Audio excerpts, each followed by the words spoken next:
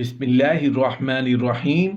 अस्सलामु अलैकुम वरहमतुल्लाहि वबरकातुहू। ये आदत घर की खुशियाँ बर्बाद कर देती है। औरत के नाकाबिले बर्दाश्त अफ़ाल में से एक उसकी हर वक्त ऐबगिरी या झिड़कते रहने की आदत है। ऐबगिरी हकीकत में नाशुक्री का इजहार है। औरत की ये बुरी आदत घर की खुशी की कातिल है। इससे शौहर का दिल औरत की तरफ फिर जाता है और उसके रवैये में दुरुस्तगी का बायस बनता है। बीवी को किसी मौका पर हाल में भी इस बुरी आदत को नहीं अपनाना चाहिए। बीवियां नहीं जान सकती कि ऐब गिरी से उनके घरेलू ताल्लुकात पर कितने तबाहकुन असरात मुरतब होते हैं। नबी करीम सल्लल्लाहु अलैहि वसल्लम ने मुसलमान बीवी को हुक्म दिया कि तस्कीन और आसूदगी को अपनाए, जो खामंद के पास कोई मुर्दा चेहरे को भी मुसरत से हमकिनार कर दे। बीवी को मसहूर को नजर ही शौहर को नहाल कर दे। सिर्फ एक ही औरत जो शौहर जो अल्लाह ताला की रजा की तालिब हो, आखरत का खौफ उसे दामनगीर हो, अपनी जिंदगी शरीयत और सुन्नत पर इस्तवार करने की ख्वाहिश रखती हो, इस इबादत से सरफराज होगी। शौहर की खुशी को बरकरार रखना इबादत ही तो है। इबादत से भी ऐसी कि जिसका सवाब अल्लाह की राह में जिहाद करने वाले शख्स के सवाब से है, ज्यादा है। झैल में एक हदीस दर्ज है जिसके से औरत की घरेलू जिम्मेदारियों से आम तौर पर वाजिब अदायगी की कदर मंजिलत का सही अंदाजा हो सकता है। हजरत इब्न अब्बास रज़ियल्लाहु अन्हु से रिवायत है कि नबी करीम सल्लल्लाहु अलैहि वसल्लम के पास अस्मा बिन्त ज़ैद अंसारिया आई और कहा, ए रसूल अल्लाह सल्लल्लाहु अलैहि वसल्लम, मुझे औरतों ने आपके पास सफ़ीर बनाकर भेजा है, लिहाजा अल्लाह ताला ने मर्दों पर जिहाद फर्ज किया। अगर वो कामयाब लौटते हैं तो इनाम व इकराम से भी नवाजे, ताकि अगर वो शहीद हो जाए तो वो जिंदा रहते हैं और परवरदिगार के यहाँ से रिज्क पाते हैं, लेकिन हम औरतें पीछे उनकी तरफ खिदमत में रहती हैं। अजर में हमारे लिए क्या है? नबी करीम सल्लल्लाहु अलैहि वसल्लम ने फरमाया, हर औरत को जो तुम्हें मिले बता दो कि शौहर की इताअत करना और उसके हकूक को तस्लीम करना जिहाद के बराबर है, लेकिन तुम में से कम ही औरतें होंगी जो ऐसा करती हैं।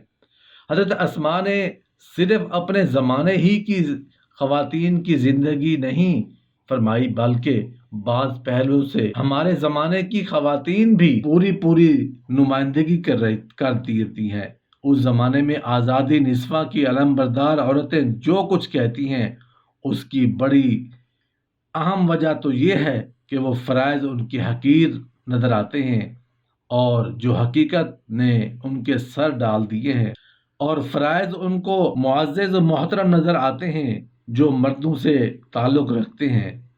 इसी वजह से वो कहती हैं कि ये क्या नाइंसाफ़ी है कि हम औरतें तो ज़िंदगी भर बच्चे और लादे फिरें और चूल्हे चक्की नज़र हो रह जाएं, और मर्द मुल्कों की किस्मतों के फ़ैसले करते फिरें, और ये भी फ़ैसला करती हैं कि उनको भी मुर्दों के दोष बदोश हर मैदान में जिदोजहद करने का मौका मिलना चाहिए। हालांकि वो गौर करें तो उसे इस बात को समझने में ज़रा भी दुश्वारी नहीं है कि एक मर्द मुजाहिद जो मुसलमान जंग में जिहाद कर रहा है, उसका ये जिहाद नहीं, जब तक उसके पीछे एक मुजाहिदा बच्चा को संभालने और घर की देखभाल में अपनी पूरी कुव्वतें सर्फ ना करे। ये जिहाद और मर्द की एक सोई औरत के कुर्बानियों का एक समर है।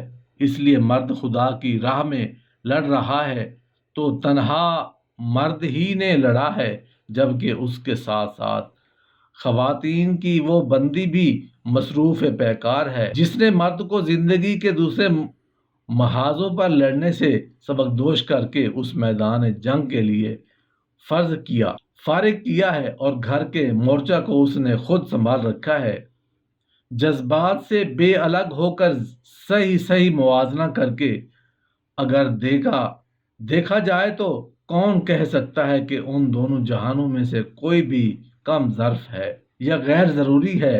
इंसाफ ये है कि दोनों यकसां ज़रूरी हैं।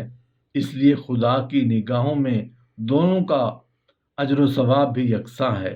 مسلمان بیوی کو اپنی گھریلو ذمہ داریوں کا پورا خیال رکھنا چاہیے۔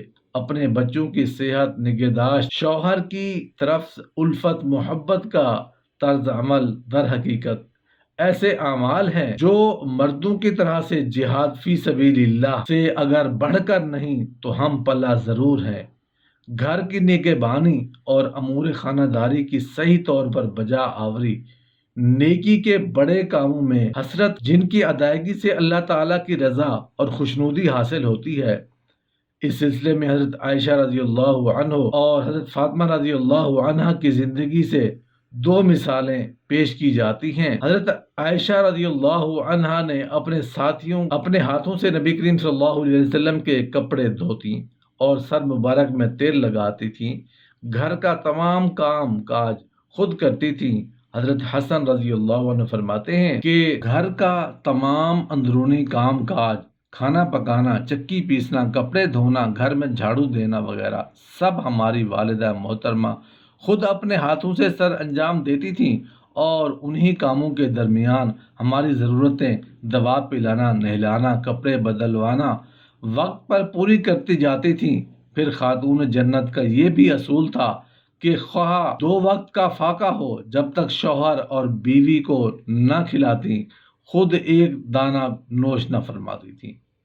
ازدواجی زندگی میں ناساز حالات کا مقابلہ کرنے کے لیے مسلمان عورت کو اپنے نفس سے جنگ کرنی پڑتی ہے، اور نفس کے خلاف جنگ کو مجاہدہ کہتے ہیں۔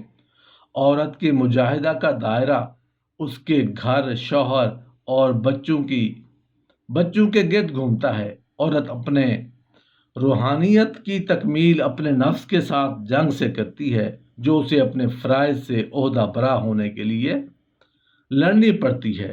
عورت کو اس امر کا خیال رکھنا چاہیے کہ اللہ تعالیٰ کی خوشنودی حاصل کرنے کے لیے اسے اپنے شوہر کو حتی الامکان خوش رکھنا ہوگا، اور وہ حقیقت کو اپنے ذہن میں بٹھا لے۔ شوہر کو بھی اس کی اجازت نہیں کہ وہ بلا وجہ اپنی بیوی کے ساتھ بدسلوکی کی روا رکھے۔